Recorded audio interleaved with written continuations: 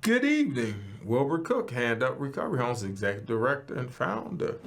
We are doing great work on the West Side as much as the Lord allow and as our good graces of those volunteers.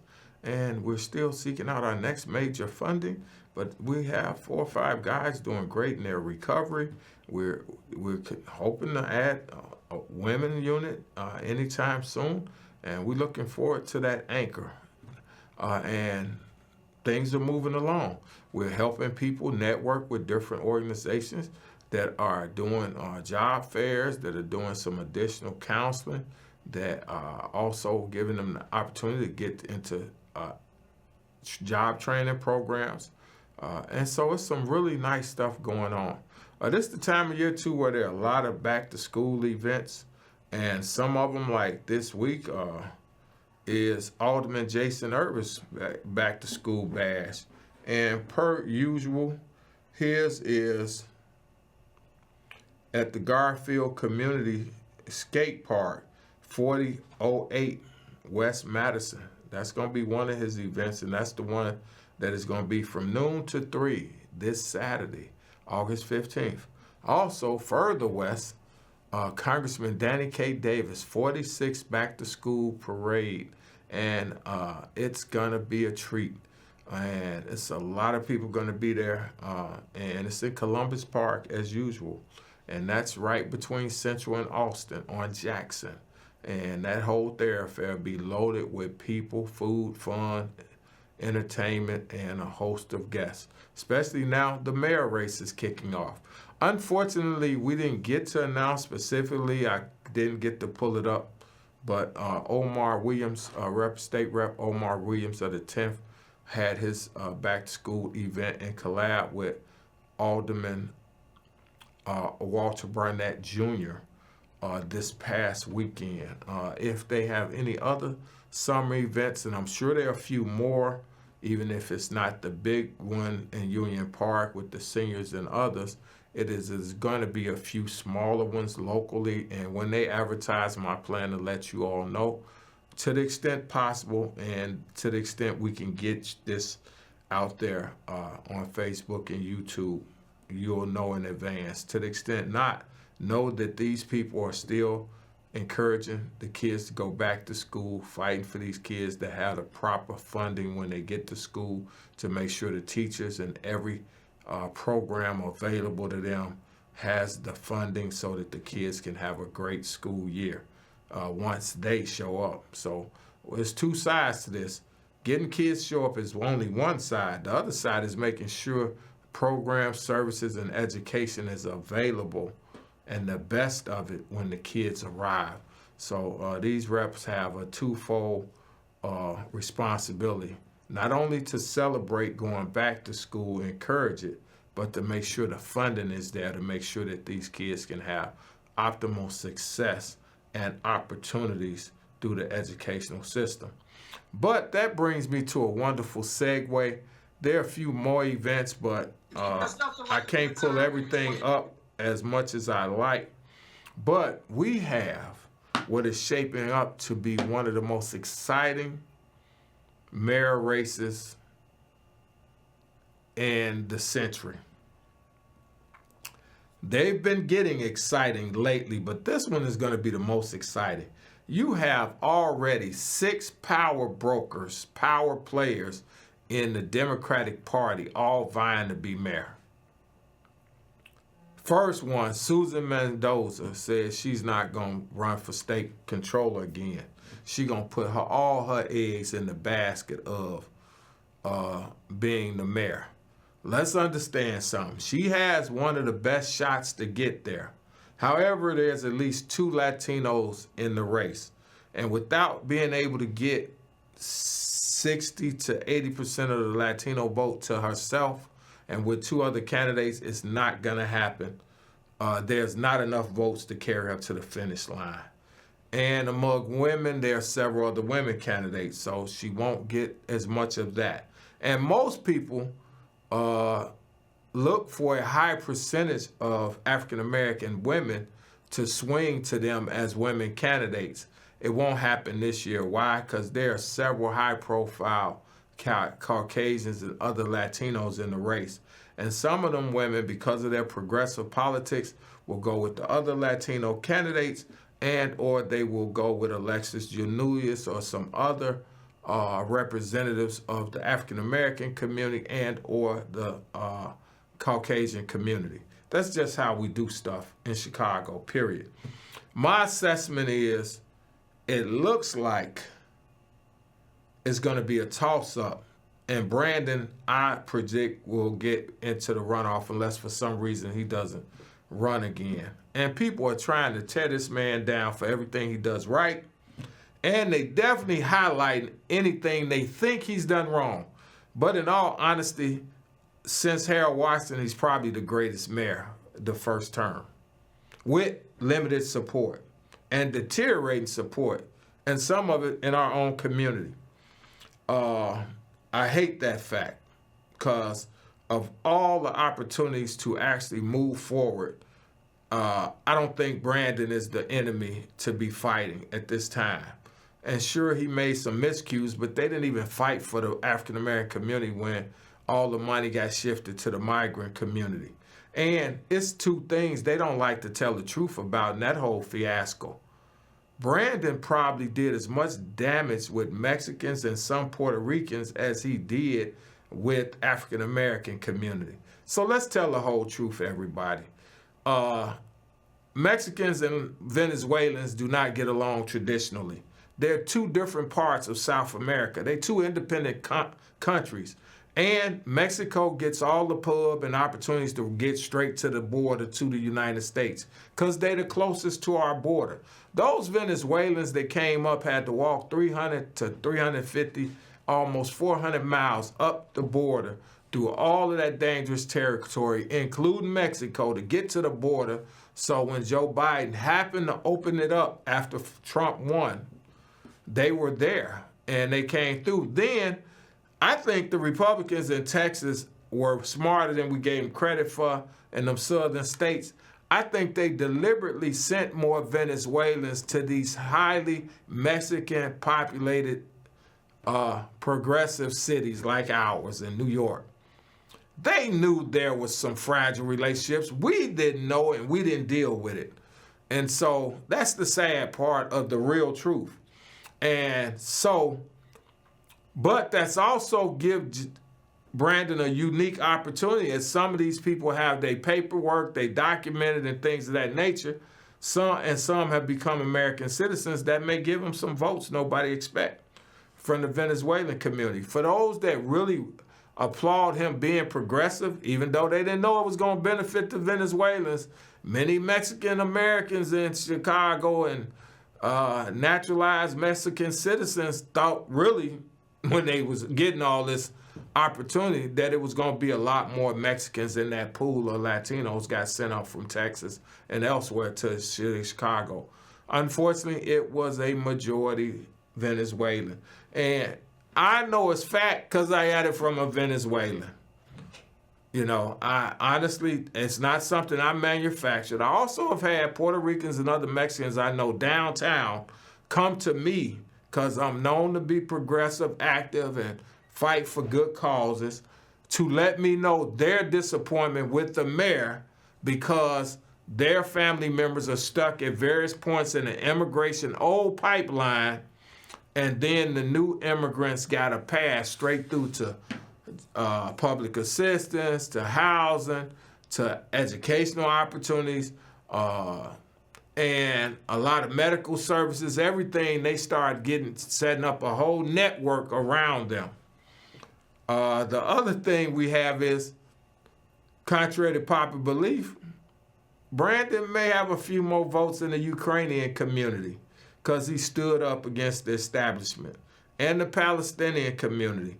So where some of his base in the African-American community was eroded, he's rebuilding that. He has been on a fast track to help get things done in Inglewood, in the west side of Chicago. Every ward is popping with projects. And whoever Brandon and his team has to partner with, and the community has to partner with and willing to partner with, Brandon has almost green-lighted everything, even though some of those very aldermen and alderwomen have not supported him nearly as much as he supported their community projects. But that's politics. But in the long run, he needs the people vote, not necessarily. Every elected official only has one vote. Theirs.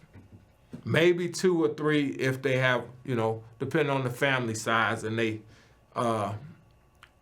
their charisma or their ability to affect how others in the family vote. I know a few don't necessarily determine what the other family members do.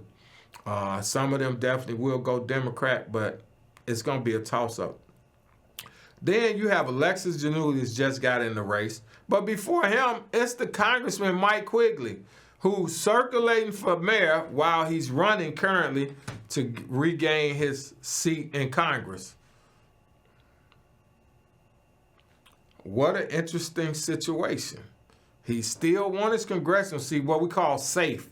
He wants the safety net. If he misses the mayor, he's still in Congress. Rather than just do like Susan Mendoza. Put all your chips on the big prize of the city of Chicago. So that's going to be a problem for Alexis and Susan. Susan needs some crossover votes. And it may not happen. Now, in all honesty, a Hand Up is neutral. A Hand Up Recovery Homes organization has no, what they call it, dog in the race, in the hunt. We don't have a horse in the race. We don't have any cattle. We don't have any sheep, any cats, whatever animal you prefer. We're not choosing between any of them. They all are viable in their own way. However, most of them have delivered absolutely nothing to the African-American community, considering the support they get. That's just facts. We've got Giannoulias everywhere he's been in government. Our heavy vote. Because he's Democrat, he's tied to Obama, he's tied to some of the greatest political strategists in the African-American community. He's been able to garner support from various legislators in the African-American community, whether it's aldermen, and we have some aldermen and state reps and everybody walking him around. He's a state official, so they don't have to say they support him to be close to him. Plus, he got unbelievable money. And even some people I wouldn't have thought be in this with him so soon, they are. Plus, we got the anti-teachers union. And the city of Chicago should not be about fighting the Chicago Teachers Union, who heavily support Brandon. It really should be about the people, and I'm so sick of that fight.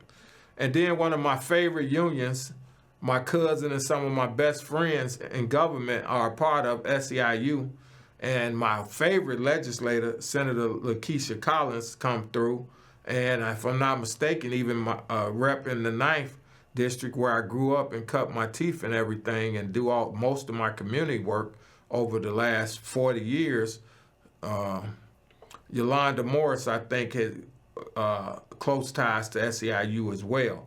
But the reality is that, and those are the ones I know, Omar is pro-union, period. He come from the old Democratic machine. LaShawn Ford was more neutral, but now he's going on. Chantel Franklin, heavily union supported, who won the 8th district where LaShawn gave up his spot to run for Congress. So it's a lot of moving parts. And Giannoulias has the ups because of money, finance, and he already a state official. And Secretary of State has unbelievable jobs that can be handed out before the mayor is seated, as well as contracts and other things. That's a whole nother story. But Giannoulias goes to the front of Quigley. And then Quigley has some baggage nobody ever talks about. His family used to run and help run a lot of the West Side wards back in the day, especially the 27th. and I get this from people who were involved before Ricky Hendon, before Wallace Davis, and then before Ricky Hendon, and those guys, and was always fighting to get more control back of those areas. And those tentacles reached all the way across the West Side African American communities. And even to this day, some of those very peoples and their strategists always try to talk to us like we don't know how to pick our leaders. And the problem was we just starting to pick our leaders. They've picked them primarily. Most of our political life in Chicago, the Democratic machine or a variation thereof has picked our leadership. And to all my unions I love, including ASME, I helped start at the Cook County Assessor's Office. You all can't start being like the machine either and think you all with a few thousand workers in the communities across Chicago is going to pick the leadership in every ward. You got to come to the community too, and I'm saying it. I ain't scared of y'all like that. I know y'all got all that power, but let's be straight with people. You know, the people got to come first with you all, and your workers are really first. Let's tell the truth. I'm so tired of everybody lying politically. Let's tell the truth with every union, not just CTU. And the issue with CTU for the other unions right now is the power they seize with Brandon and start not wanting to share well and be participatory. But the reality is that ain't got nothing to do with the citizens of Chicago. Everybody will do what's for their union or for their special interest group and leave the majority of Chicago sitting on the sidelines waiting for help. Some of y'all are the very reason Brandon made the mistake of giving so much to the immigration crisis and not doing more for the local citizens. Tell the truth. You all helped support that because of the progressive agenda. But you left out your current citizens that's paying taxes. And even the homeless pay taxes because out of their SSI checks, their public assistance checks, their link cards, they don't pay taxes on that food. But when they got to buy their bags at the grocery that some people still charge them for in the local stores, y'all got to make sure they do like the national chain and don't charge people. But if they can get away with it, they still charge people. But the other issue is on other items, they pay tax. If they want shoes, if they want clothes, the guy paying taxes if he cut their hair. So one way or another, they contributing to the taxpaying body. But in the end, they got left homeless. They got left strung out on drugs. Their families got left in despair. And none of our union was crying against treating all the regular citizens better. They was fighting over who controlled the city of Chicago and getting the most out of the mayor's office. Y'all should have been fighting for the average Joe citizens, my fellow union members. And so, and local officials and everybody. You know, don't put all that at Brandon's feet. Everybody in Chicago failed the African-American community, the Mexican-American, and the Mexican community of immigrants that were already in the pipeline that you all left stuck in the pipeline. Just like our federal government, locally we left them stuck too. We left their families stuck. Some of the Puerto Rican families we left stuck in crisis, knowing that they had those major hurricanes go through Puerto Rico. And everybody, across the board, across the country, we left the Haitians in hell. We left Haitians in hell. And now look what this guy's doing now. But we all set the stage in the Democratic community. Let's be honest. You know, this is not about funding. This is about what's right. I know I probably shouldn't even talk about the mayor's race, but stuff is in my blood. I need you all to help me help the community on the West Side. I need you all to help a hand up, give a hand up in more affordable housing, and a more housing services, helping us know more about the Cook County Assessor's Office, know more about the County Clerk's Office, the different programs, the Circuit Court.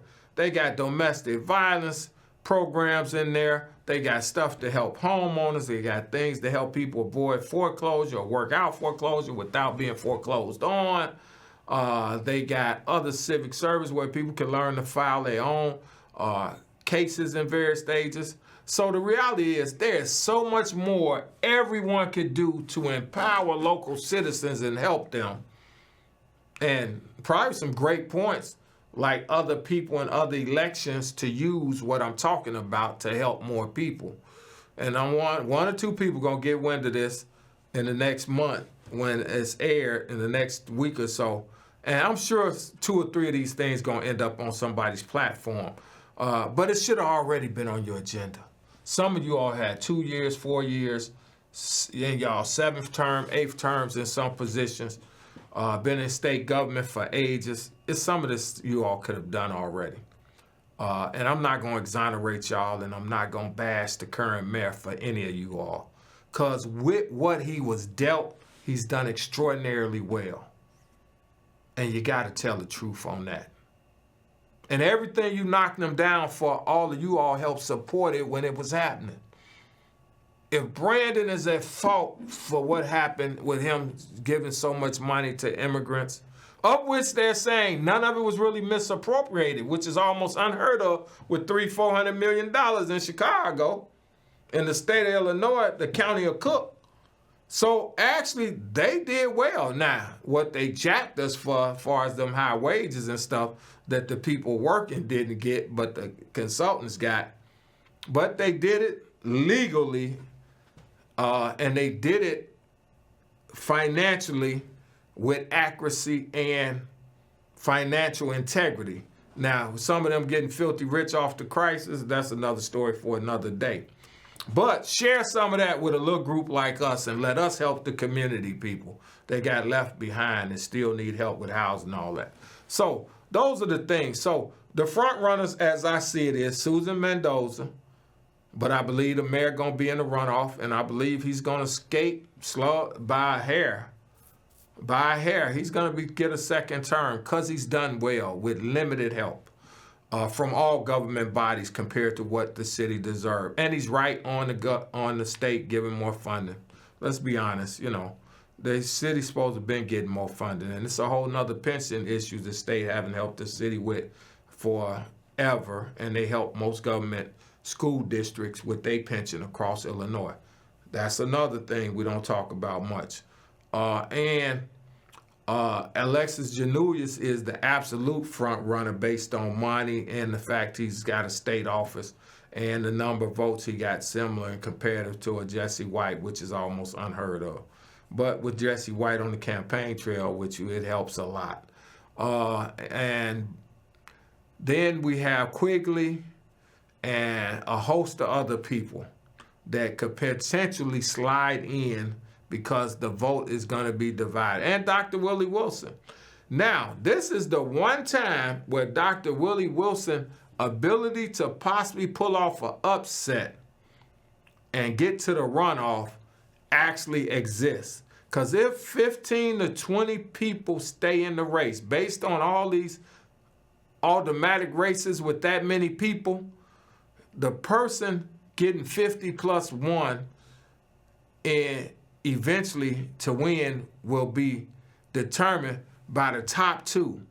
And they usually are between 20 and 18%. And sometimes they've been as low as 18 to 15%. And everybody else got 7, 8, 5, 3. And they split that up. 100 out of 15, 100 divided by 15, people don't need but 9%, 8% for somebody to get to the runoff. Evenly split. It won't be evenly split, but that means everybody's going to be between a percentage or less than a percentage point in the top 3 or 4 slots potentially. And Dr. Willie Wilson having a solid poor people's vote that is carried in each of his elections, actually with that percentage, it puts him at a potential to be an upset and get to the runoff. If he can just hold serve with all these other people and let them fight for the Democratic base. And he has a whole Republican base. This time they could help him get to the runoff. And potentially, if everybody keeps fighting against the regular establishment, he could possibly be the only one could win a runoff against Brandon, the way I see it. Unless Alexis end up in the runoff with Dr. Wilson. And Dr. Wilson will not be able to get enough of the Caucasian vote to win if he's in there against Alexis or even Quigley, because they just don't crossover vote like that for African-American candidates traditionally. That 10% will not be enough in a citywide runoff election. But if it's Brandon, Dr. Wilson, he has a chance. If it's Brandon, I think that's the only chance Dr. Wilson has, him and Brandon.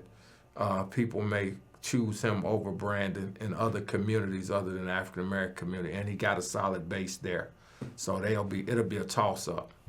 So special interests, other groups will be the deciding point. This has been great to talk about this crazy mayor race that's coming up, to throw in a little bit here and there about everybody being responsible to the citizens and stop just taking care of your special interest groups. Some of the people I love the most. You all can miss me with always being on your special interest and halftime leaving most of the citizens in every community out. And I like being invited to the table, but I hate many people I know in the community don't even get an offer, because we don't talk to them like that. That's why we got Trump too. Face it, the Democratic Party does a poor job of reaching the marginalized people in every community. Every community. We get the marginalized working folks a little bit better, but it's a lot of marginalized not working. And the entry level of a lot of retail and other businesses we don't reach. We got government people reaching their family for us to turn out votes. Anyway, I keep coming back, as they say, in one community. And my plum pleasing pleasure is my motivational speaker, and my wrap-up says, so be blessed, be encouraged, and know we're going to have a mayor. And he probably looked the same as the one we currently have if things pan out with all these folks in the race. But it's going to be fun, interesting, and there's plenty of money for people who want a part-time job the next few months. Go get it. All right, be blessed.